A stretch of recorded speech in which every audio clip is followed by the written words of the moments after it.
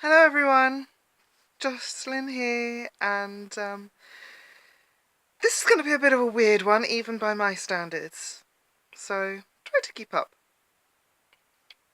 Okay, so I'm going to start with a story of when I used to um, live in Bridgewater this must be about 5 to 10 years ago. I used to say to a few friends that I don't believe in Star Wars. And to clarify, what I meant by that was that I just didn't. I said that I didn't believe that the Star Wars movies existed.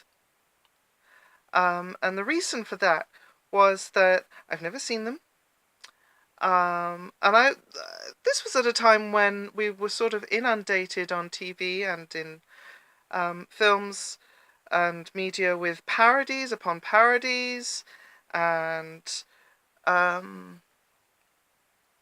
like references and things that I, as somebody who's not seen the films, I didn't really get, and sometimes other people would have to explain, like, oh, this is a thing from Star Wars, and I'm thinking, like, does this shit even exist, really? Like, is it really out there? And it just kind of grew from that. So, my sort of internal logical part of the theory goes like this: because there are so many ubiquitous references, but never could I find the actual films broadcast, or because at the time I was still actually watching TV. The films don't exist, and well, how do you know the difference between a film's existence and, say, I don't know, a few thousand million bunch of people getting hypnotized into believing that they saw a film, and it's just probably just a conspiracy to make George Lucas rich. And I used to say this, and they would just sort of shrug it off because they didn't really understand my point, or my humor.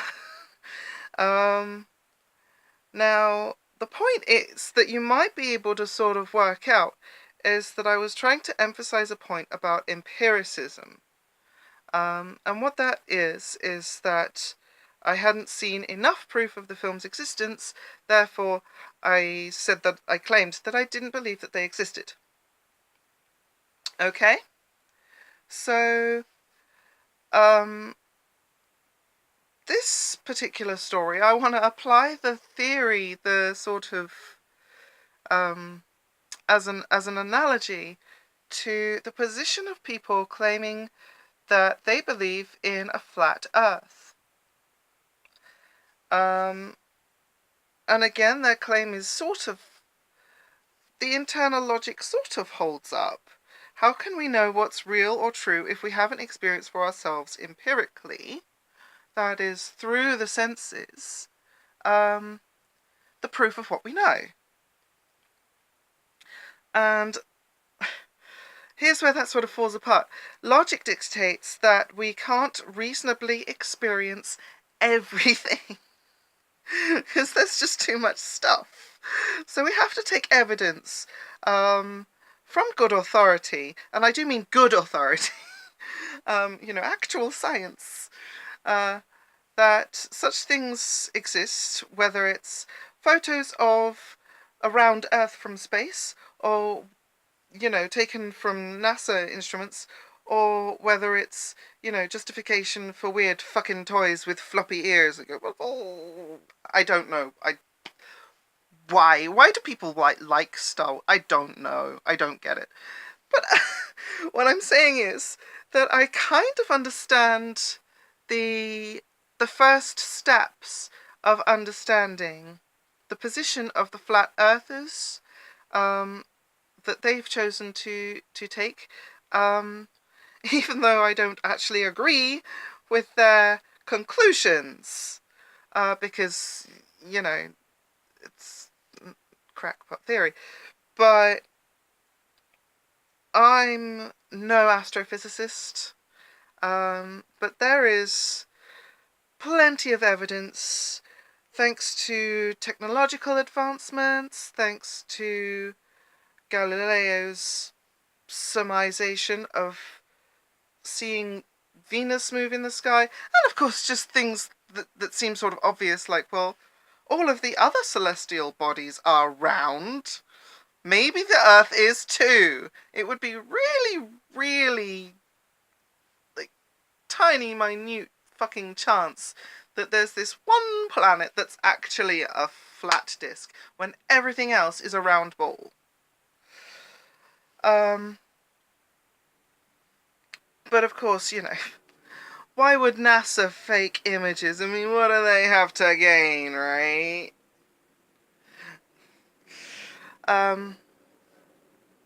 Okay, so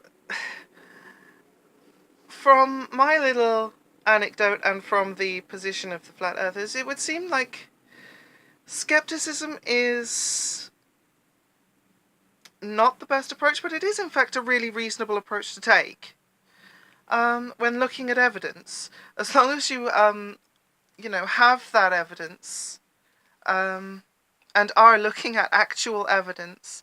And I'm not going to go into debunking flat earth theory or proving round earth theory or whatever. Do that on your own time, okay? There's plenty of evidence, actual evidence out there.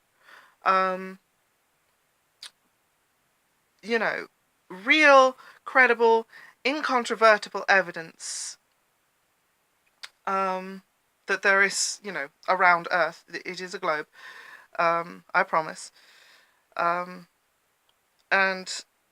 once you have that evidence, and once you have seen that evidence, defaulting back to skepticism and, doubt isn't helpful or useful to any part of the conversation.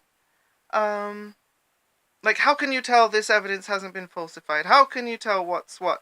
Well, how can you tell that people aren't lying to you every day? How can you tell that, this colour over here on this fucking chair there, that cushion, how can you tell that that's beige or not? It's just, you can ask the question of what is reality in a philosophical way, but sooner or later you have to, in order to function within this society, within this world that we have, you have to kind of take certain things, or some things, just as read as given. That there is more evidence to suggest that the world is a globe than there is that it's flat.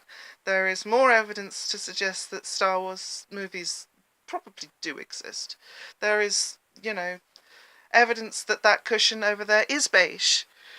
And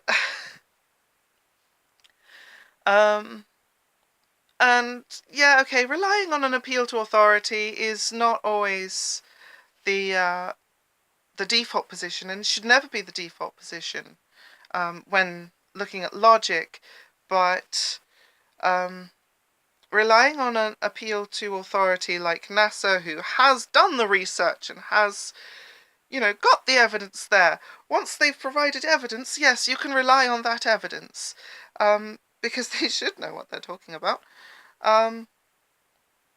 But because that they have done the research. But the thing is, even in that sort of situation, you still can't help but sympathise with the staunch skeptics of today because of one really prominent feature of life as we know it today. That would be the current President of the United States.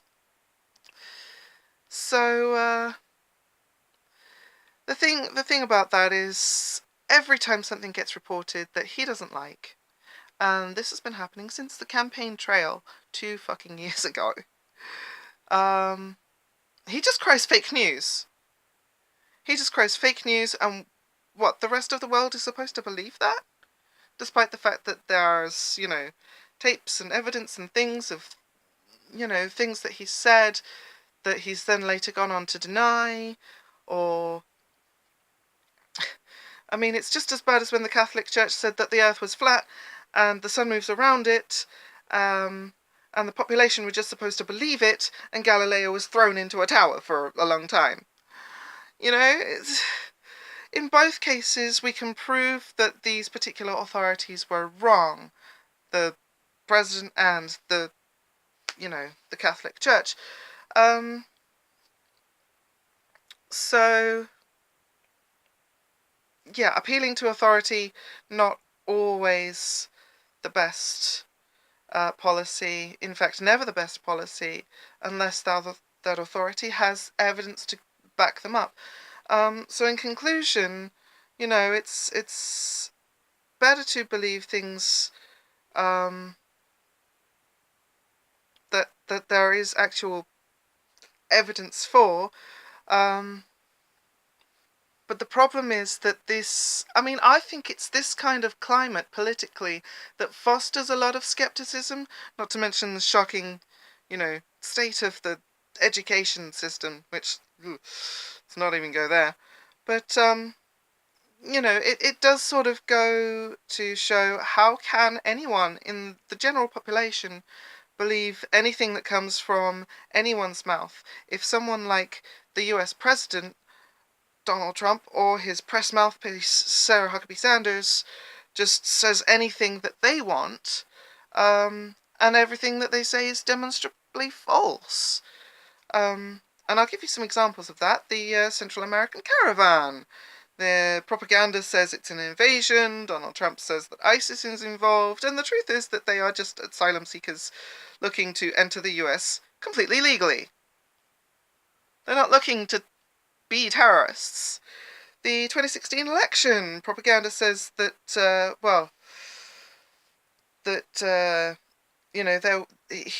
Trump wouldn't, support outsourcing, and he said that Hillary Clinton was corrupt, and the truth is that he's more corrupt, if not just as bad as Hillary Clinton, because he brought in a lot of Wall Street people, fat cats, into his administration the minute he was president.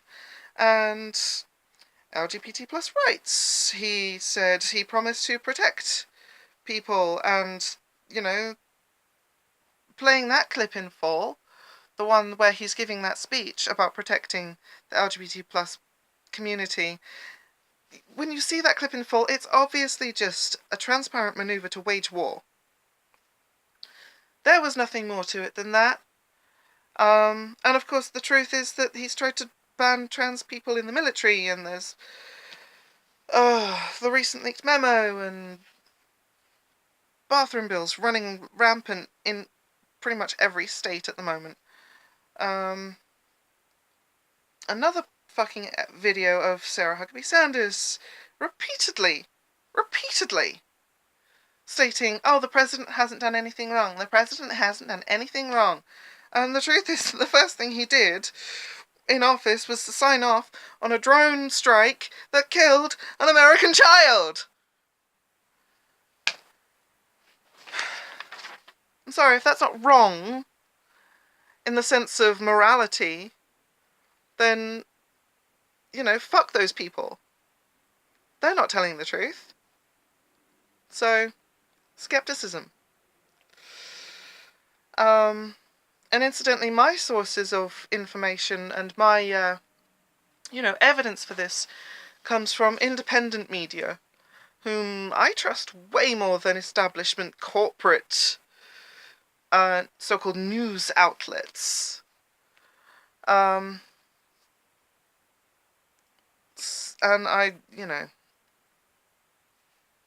they aren't funded by the government to push propaganda. They are there just to report what happens, and that's what they do.